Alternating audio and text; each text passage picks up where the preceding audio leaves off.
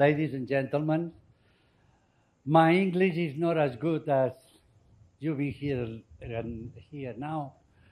Who says legends have it easy? Take Andrés Gimeno, for example.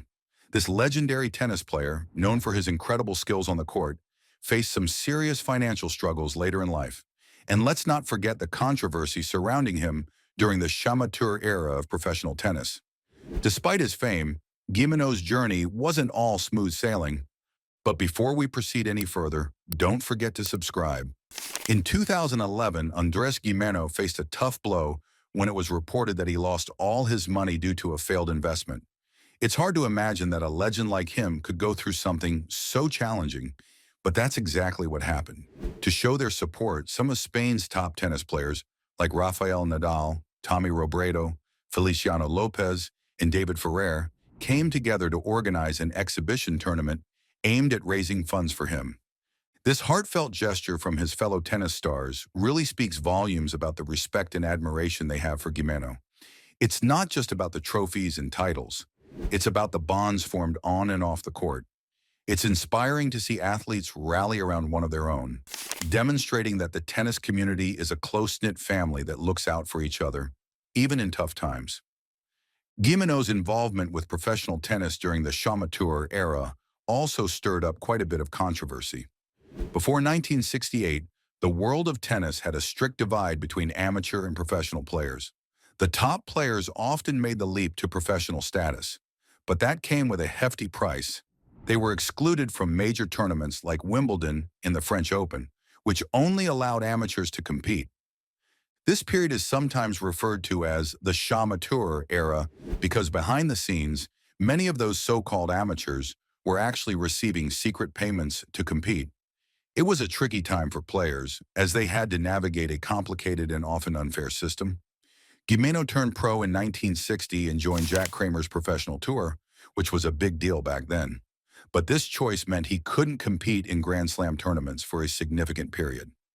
While Gimeno's decision wasn't controversial in the sense of any wrongdoing, it really highlights the restrictive nature of the system at that time and the tough choices players had to make.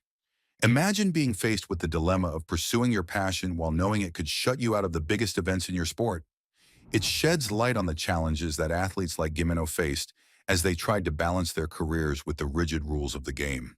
Despite the ups and downs in his career, Andrés Gimeno had a journey that many athletes only dream of. He grew up in a family that absolutely loved tennis, and his father, Esteban, played a huge role in nurturing his talent. Esteban was not only a good tennis player himself, but also became Andrés' coach. Together, they spent countless hours practicing at the Real Club de Tennis in Barcelona, honing his skills and fueling his passion for the game. From a young age, Andrés started to show incredible promise on the court. He began racking up victories in some important regional tournaments, showcasing his talent to everyone around him. By the time he was just 16, he had already made a name for himself by winning the U18 Championship of Spain. This early success was just the beginning for him. In 1954, he claimed the Championship of Spain in doubles alongside Juan Manuel Cuder, solidifying his status as one of Spain's rising stars. At that point, he made a big decision. He stopped his studies to fully focus on his tennis career, knowing he had a bright future ahead. But Andrés wasn't just making waves in Spain, he was also representing his country on a larger stage across Europe.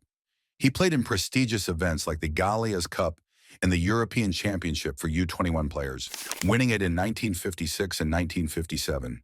His impressive performance in 1958, where he finished as the runner-up, further established his reputation as a formidable competitor. Feeling the urge to elevate his game even more, he made the bold decision to travel to Australia to train under the legendary coach Harry Hopman, who was considered the best in the world at the time. This move proved to be a turning point in his career. Under Hopman's guidance, he sharpened his skills and quickly found success, scoring significant victories in championships in both Perth and Sydney. Andrés' journey in tennis is a testament to his dedication, hard work, and the unwavering support of his family. After returning to Spain in 1960, Andrés Gimeno had an incredible year as an amateur. He really made a name for himself, winning prestigious titles in places like Barcelona, Caracas, Monte Carlo, and at Queen's Club. In fact, he became the first Spanish player to win the Torneo Conde de Godó in Barcelona, defeating the Italian player Giuseppe Merlo. That same year, he reached the doubles final of the French Open, showcasing his talent on a grand stage, even though he lost to an Australian duo. Following this remarkable year, Gimeno made a significant leap by joining the professional group World Championship Tennis. Jack Kramer, a prominent figure in tennis, offered him a lucrative contract worth $50,000 over 3 years, along with extra pay for every victory.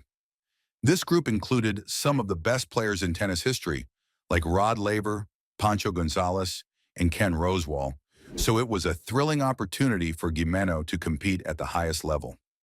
In August 1963, he won the Perchak Pro Tournament, beating legends like Rosewall and Frank Sedgman.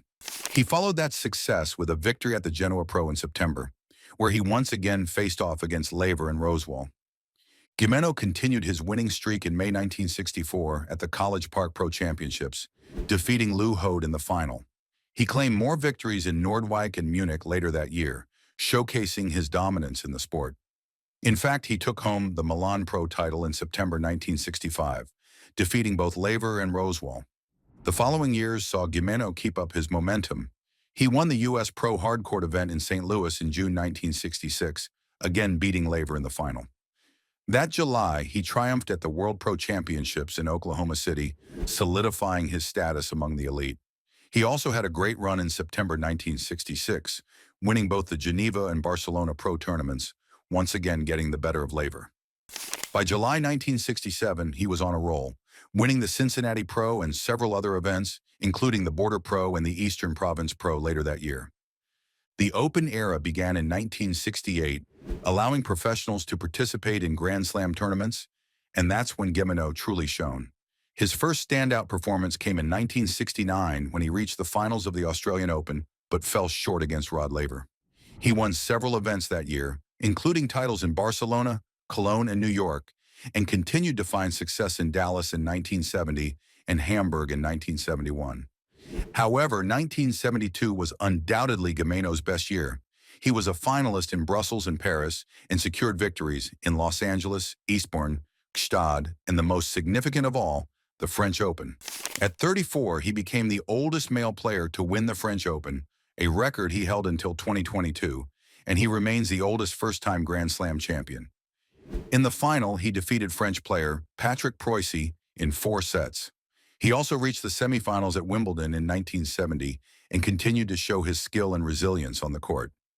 Gimeno was an active Davis Cup player throughout his career, with an impressive 18-5 singles record and a 5-5 doubles record. He made his debut in a match against Egypt alongside one of Spain's greatest players, Manuel Santana. Although he couldn't compete while he was part of the professional group, he contributed as a coach in 1966. In 1973, after suffering a meniscus injury, he decided to hang up his racket and transition to coaching, first with the Spanish Tennis Federation and later with the Swiss Federation.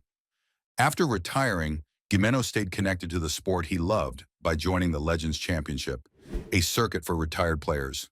In 1974, he also founded the Club de Tennis Andrés Gimeno in Castelldefels, Barcelona, helping to promote tennis in his community.